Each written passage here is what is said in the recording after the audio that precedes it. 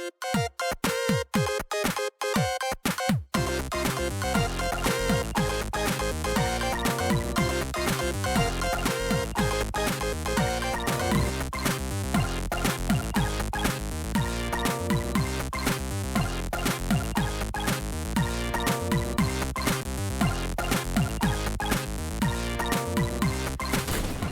everybody, it's your boy 1 Foot Wyatt and welcome back to your favorite D-tier channel. With robots and machinery running rampant in the world of Atomic Heart, it only makes sense that there was bound to be some glitches discovered. And today, we have probably the single largest out of bounds glitch yet for this channel. This glitch begins at the very beginning of the game in Forester Village. Initially, to get out of bounds, I found that just before your first visit with Granny, you could hang a left at this gate and proceed to dodge jump up and over a laser wall.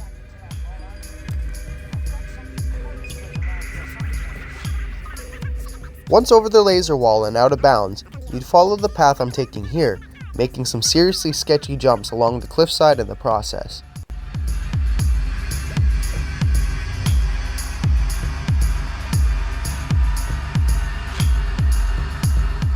Eventually, you'd make it across the valley to the other side, and make your way down to the right. Normally, this is where we would have continued out of bounds. However, quite literally as I was exploring and documenting my findings, the devs released the third DLC for this game, and included was a 50GB patch. This patch added an invisible wall here that I could no longer get past anymore, which almost rendered this entire video redundant. That being said, I completely fluked out and found a second way out of bounds instead, and in the same area. During the story, you'll be tasked with coming down to the train station further in the area. And just in front of this station, there's a set of laser walls that aren't connected properly. Well, if you have the patience, you can use these two walls to jump up and out of bounds. You need to wedge yourself in the gap that the two walls create. You need to look and walk directly in the middle of the two and look at the white post in front of you. While doing all of this, you need to be spamming your jump and your dodge buttons at the same time until you make it over. This glitch is very inconsistent and time consuming, so here's a quick demo with the controller. So basically, you want to hold forward, and then as well, you want to be spamming A and B, your jump and your boost dodge, your dodge or whatever, at the exact same time. So it'll look something like this. Eventually, you'll see yourself slowly making progress up the walls. Don't quit now, because when you reach the top, you'll climb up and over the walls, now out of bounds and free to explore. And when I mean explore, I mean really explore. This glitch is huge. Climb up this set of rocks and the whole world is our oyster, and I mean that in the most literal sense. Now that we're out of bounds, if we head to the left of the bluff we're starting on, we can drop down to a lower cliff face below us. And from this lower ledge, there's a piece of the cliff that's jutting out a bit further, and this is where the glitch opens up. From this point on, we can explore everything we see. We can head along to the right and along our current island. We can head to the entire island in front of us, as well as a third landmass to our left. We'll end up seeing low poly villages, levels from later in game, background buildings, and even some developer objects like triggers and dev cubes. Well, to do this, all you have to do is hold forward and walk off the cliffside. You'll end up landing on a rocky coastline. The important thing for this glitch is to always let your ability to survive an instant death recharge after huge falls like this. That, and maybe bring some health, unlike me. When you're all charged and healed up, we need to head forward and drop down into the ocean in front of us. There's no actual water out here, so we won't have to worry about drowning. First thing to note is that there's almost like a path texture underneath the ocean here, which you never get to see otherwise. From down here we can go right, straight, or left, but we'll head on straight to start us off. So we want to head towards these rocks that I'm shooting towards. Continue past the now overhead rocks and you'll soon find yourself approaching the shore of a main island. This place is huge and I have lots to show. If you head in the same direction as I do, we can eventually make it to this train station and even as far as this tall building in the background.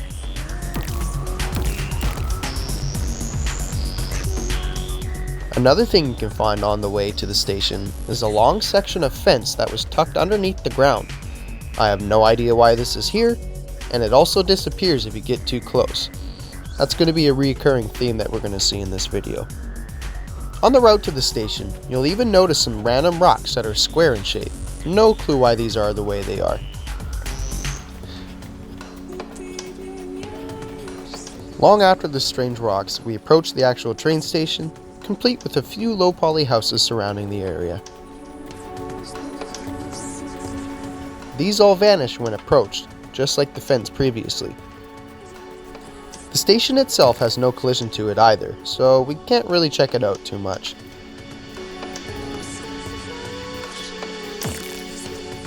What we can check out, however, is a random solid building just a bit past the station.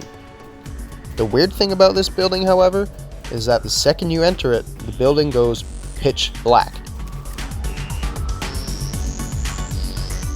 For this reason, do not go down the stairs, or you'll probably end up stuck down there with Diddy or something, I don't know. Don't risk it. You can, however, climb the tower at the top of this building for quite the view of the island.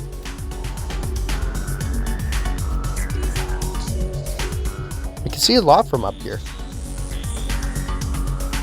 as well as our next stop, a building that has a blue outline box around it. It's important to note this intersection of pathways we see on our travels. The path leading down heads to where we'll continue our journey after the outline building. From my knowledge, this blue outline looks like some sort of trigger or something, be it for a cutscene or other type of event. This trigger unfortunately does not work, as you'll see me cross it here.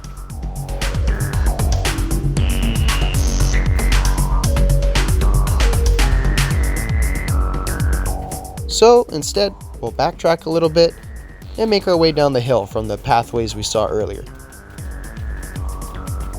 Down the hill, we can make out another small village with half of it disappearing within a certain distance.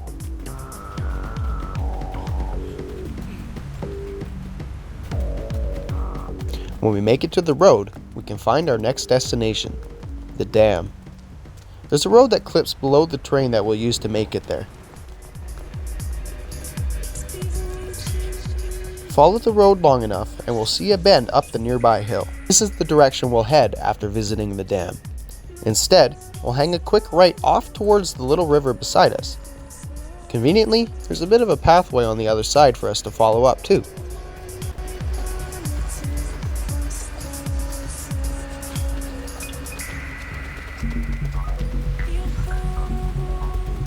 And just like that, 3,200 meters away from where we were out of bounds, we make it to the dam.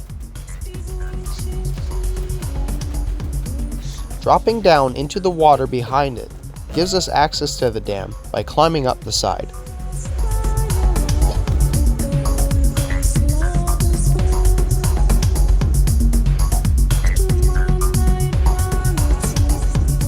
On top, we can see how far we made it, and it's pretty impressive.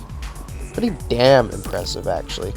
Oh, brother, this guy stinks! The entire dam is traversable, and when we're done, we can literally just walk down to the waterfall side of it and drop to the water below.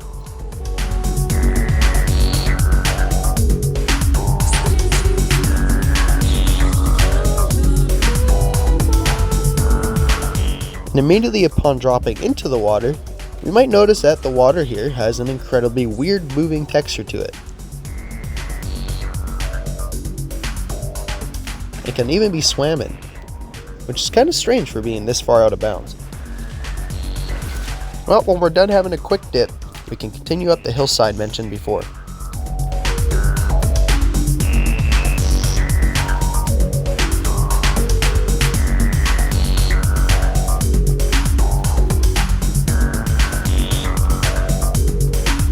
Upon reaching the crest of the hill and following the road at the top, we make our way to the fork in the road. One leads straight, and one leads us right to a tower.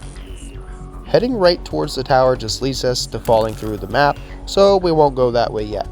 However, heading straight will give us a roundabout way to that tower, as you'll soon see in a bit. Continuing straight from the fork in the road, we walk right into a little picnic area, which is actually just outside of a later level in the game. I'm pretty sure you can clip your way back into this level if you'd like, but I'll avoid that in this video.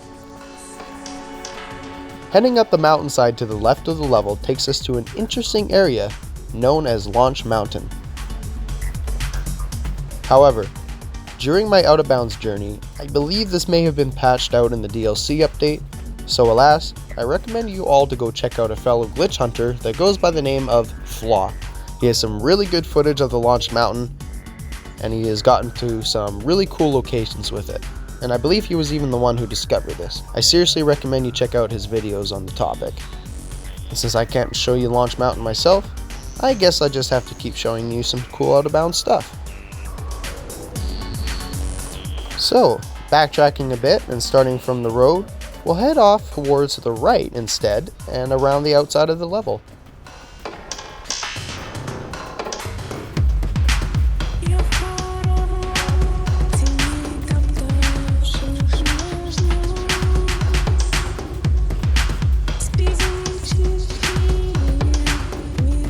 In doing so, we end up going right through the solar fields. Here I do a little check down the hole in the ground to see how deep they really are. And man, they are deep.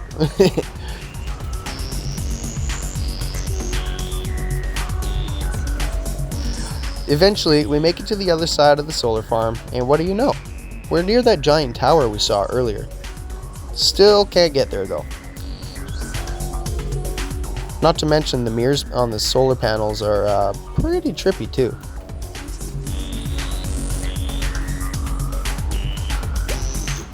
On this far side that we're on, we end up approaching this green gate. This gate is actually where that Flaw fellow I mentioned earlier got out of bounds for himself for the Launch Mountain glitch, much later into the game. And conveniently enough, this is where we need to be to continue our exploration. Making our way on top of the tunnel as our ticket.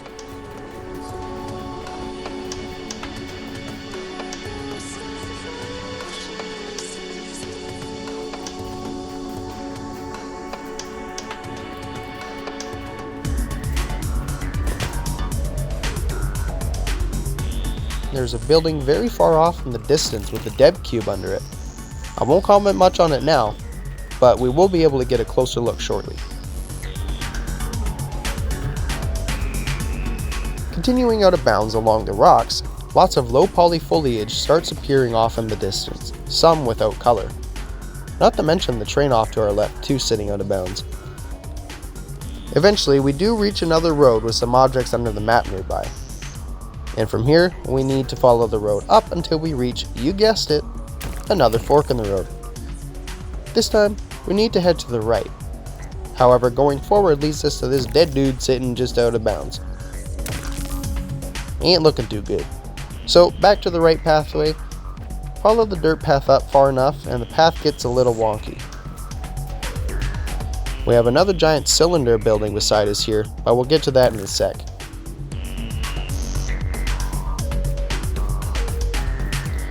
Further up yet, we stumble upon a big old wall.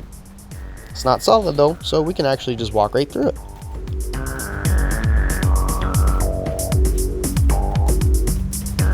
Walking far enough down the path, we can see this purple low poly building in the background. Walking further down yet, we can see these really weird columns that lead up to a giant statue of sorts. Now there's a lot of surprises further down the path, but do you remember that tower I said we couldn't get to yet? Well, this is how to get there, as well as stopping at some dev objects along the way. Obviously, my first stop upon doubling back this way was the giant statue, not solid as you might expect. Very cool to be able to check this out on foot though.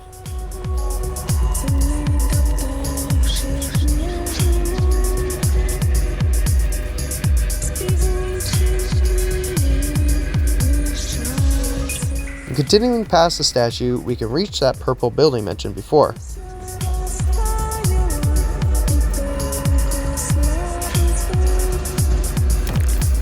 But more importantly, we can reach that giant cylinder building, the dev cube house, and of course, our tower.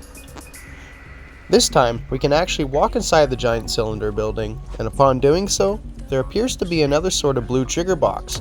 If you remember, this blue box was surrounding the other cylinder building in its entirety. Here, it's shrunk down to a tiny cube instead. Very weird. Anyways, let's head towards our tower, walking right past the low poly parking lot of this building.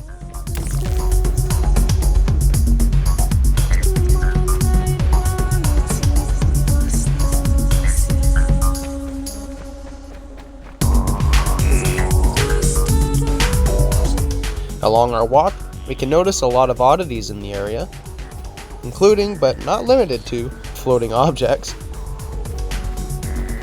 Beginning our approach of the tower and the dev cube house, we begin to start walking in the air,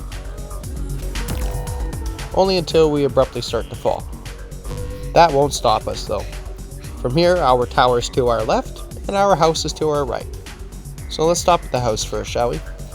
And boom! Here's our dev cube up close. Of course nothing cool happens with it, but how often do you get to find these objects in general?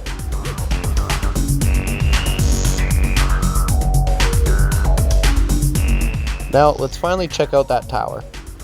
As you'd expect, this puppy isn't solid, but you can sure appreciate the scale of it from up close.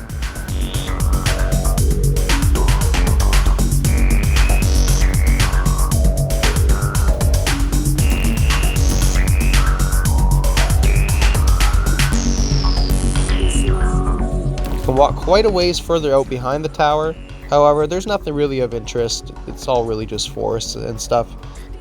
And I have one last thing to show back towards the wall that we passed earlier, before I end this video. Continuing from where we started our tower journey, we head down the pathway and alongside the lake of another later level in the game. And after passing this lake, we walk into some really large low poly buildings. If these have big story significance, I have no real clue, as I'm not very far in the game myself. I'm only in Forester Village. There's nothing inside these buildings, but like the tower, they're quite a sight to behold up close.